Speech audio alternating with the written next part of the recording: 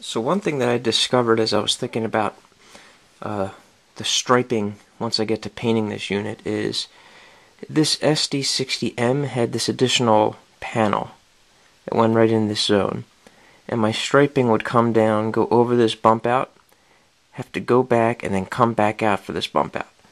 And when you look at the actual pictures from the SD60E that I'm trying to replicate, that unit does not have this bump out. So luckily I determined I could actually remove this, and there's still plastic behind it. So I removed the bump out, and what I'm going to do is I'm going to just cut it back a little bit and glue it back in here to represent this little, I guess, box or step or ledge that is on the SD60E. A little bit more accurate, not 100% accurate, but a little more accurate.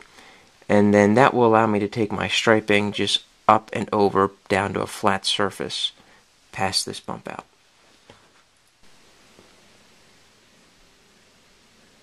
Okay, so I finished painting the SD60 with the primer. What I used Tester's semi-gloss primer from the spray can. Item number 1237, it's a semi-gloss primer. Now I know if I'm doing this thing correctly, I'm using an airbrush to paint it. But unfortunately I don't have an airbrush, and it's just not worth the cost for me to make the investment for as little painting as I do. So I will be using the Tester's spray cans. Not the most economical way to do it, but I think it's better than hand painting. So I think the primer turned out pretty good, and the next step would start to be masking this for the two-tone paint scheme. So we'll see how that goes. Okay, so I just wanted to review some of the supplies that I'm using to help me do the kind of the striping. I'm using frog tape. It's like green painter's tape. It worked much better than I thought it would. Very little bleeding. Better than using blue painter's tape. And again, I know I should be using an airbrush to do the painting, but since I don't have one, I'm using the spray enamel cans from Tester. Overall, I think it turned out pretty well. The blue is a gloss dark blue, item number 1211. The red is a gloss red, item number 1203. And the black is a gloss black, item 1247.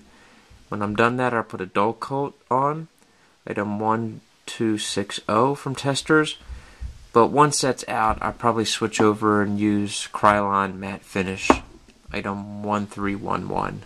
It's a little bit cheaper.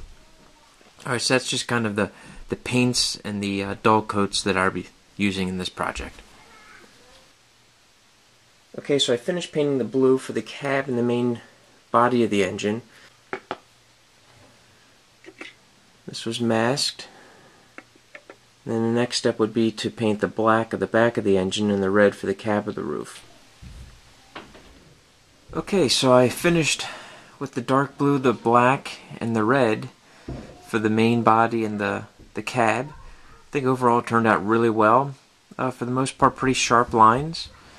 The next step that I will be doing is applying some of the body decals to see how the striping actually is going to work out. Hopefully I did the measurements properly. But yeah, the lines are pretty sharp, and it is a little bit glossier than I would have liked, but that's alright because I'm probably going to hit it with a few coats of dull coat just to tone it down a little bit.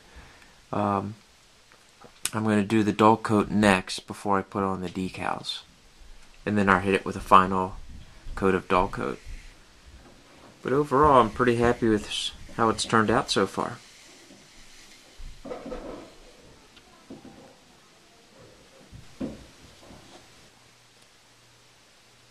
Okay, so I have the cab painted. And started putting some of the decals on. Got the number boards, front decal with the star and the main Norfolk Southern logo. I've also added the sunshades, and then 2 Details West radio antenna Sinclair, the long type. It's part number RA274. They're offset to kind of represent more of the prototypical look on the SD60E. Okay, so I have some of the decals on the main body. I was able to do the ribbon striping, the honoring our veterans in the Norfolk Southern. Putting on the detail striping was a lot more difficult than I thought. It turned out okay. You know, I'm pretty happy with it. And then the opposite side.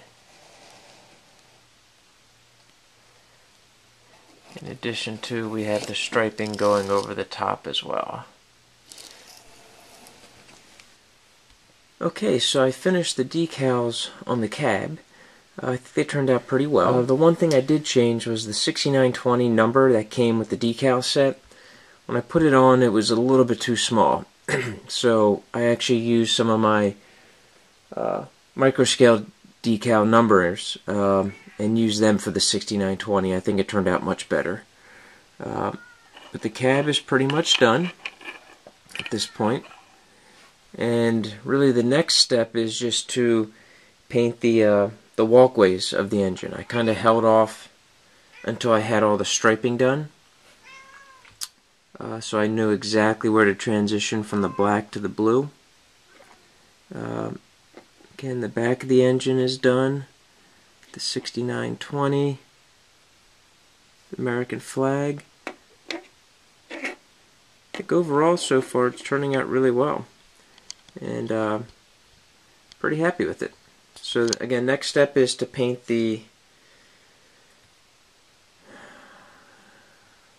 paint the walkways black, and then paint the front red, and then it should be time to assemble it.